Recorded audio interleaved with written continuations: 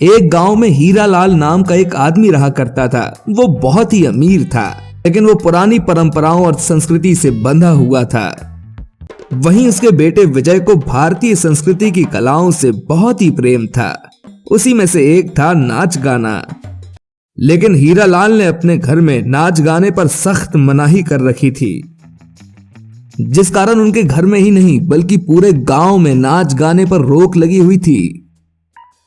वहीं उसी के पड़ोसी गांव में एक गरीब का लड़का था, जैकी। वो अमीरों की लाइफस्टाइल का बड़ा ही शौकीन था, जिस कारण वो कुछ समय के लिए शहर में पढ़ने गया हुआ होता है। वहीं उसने बेहतरीन नाच गाना सीखा होता, वापस गांव आता है तो यू गाइस नो, मुझे बहुत ही अच्छा नाच गाना आता है। अच्छा, नाच कर तो दिखाओ। तभी जैकी उन्हें नाच कर दिखाने लगता है। वाह, ये तो वाकई बहुत सुंदर नाचता है। I am the best. मेरे जैसा इस गांव में तो क्या पूरे यूनिवर्स में कोई नहीं नाच सकता। हे जैकी, ऐसा मत बोलो। एक है जो तुमसे बेहतर नाचता है, लेकिन वो क्या है ना कि उसके पापा बड़े ही स्ट्रिक्ट हैं, इसलिए वो डांस नहीं करता। वहीं जैकी को अपने डांस पर कुछ ज्यादा ही घमंड होने लगता है। आखिर कौन है वो जो मेरे से अच्छा डांस कर सकता है? आई नो, ऐसा हो ही नहीं सकता। अरे है यार, बगल वाले गांव में एक लड़का। ओह, गाउटी है, यानी कि कोई भिखारी ही होगा।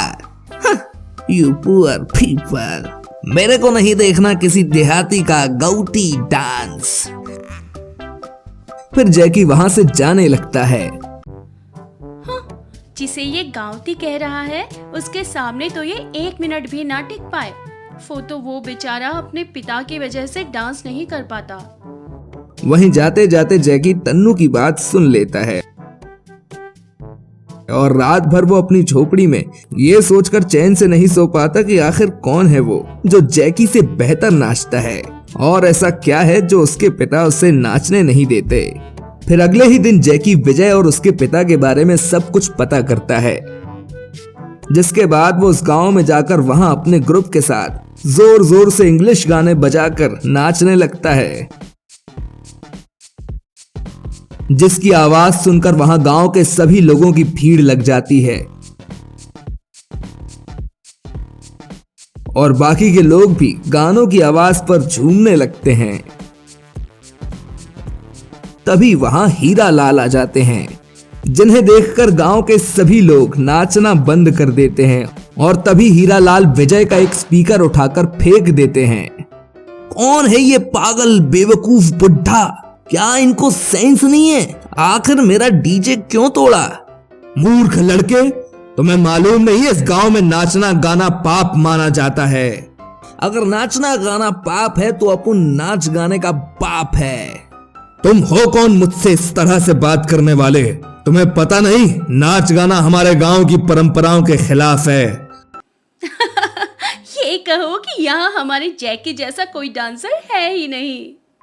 सही कहा तुमने, ये जाहिलों का गांव है। कहाँ इन लोगों को नाच गाना आता होगा? हाँ, इन्हें तो डांस का डी भी नहीं मालूम। इस तरह वो लोग हीरालाल और गांव वालों की काफी इंसल्ट करते हैं। तभी गांव का एक आदमी, अरे यार, ये सिर्फ हीरालाल जी की वजह से हो रहा है। अगर इन्होंने गांव में ऐसा कानून नहीं बनाया होता तो आज किसी की हिम्मत नहीं होती कि कोई हमारा मजाक बना सके। हाँ भाई, बिल्कुल सही कहा तुमने, ये सब हीरालाल की ही गलती है। इस तरह सभी हीरालाल को ब्लेम करने लगते हैं कि तभी वहां विजय आ जाता है। बस बहुत हुआ, अब तक बस मैं अपने पिता की बातों का आदर करने के लिए बैठा था, लेकिन अब बात उनके सम्मान की है। मैं करूंगा मुकाबला, किसको आना है आए। अच्छा, तो तुम मुकाबला करोगे? गाना बजाना आता भी है या यूं ही? खुद ही देख लेना। फिर गांव में दोनों के बीच नाच गाने की एक प्रतियोगिता रखी जाती है, जहां गांव के सभी लोग उनका प्रदर्शन देखने आते हैं। वहीं जैकी अपने ग्रुप के साथ अंग्रेजी गानों पर डांस करता है, जिसे देखकर सभी खूब तालियां बजाते हैं। तभी विजय, तन्नू, कविता राहुल के साथ वहां आते हैं। ग्रुप मिलकर एक सुंदर सा गरबा नाच करते हैं, जिसे देखकर गांव वालों को तो यकीन ही नहीं होता कि जिन बच्चों ने कभी डांस ही नहीं किया उन्हें इतना अच्छा नाच आता है। वहीं विजय और उसके ग्रुप का गरबा डांस देखकर जैकी और उसके पूरे ग्रुप का तो घमंड चूर चूर हो जाता है।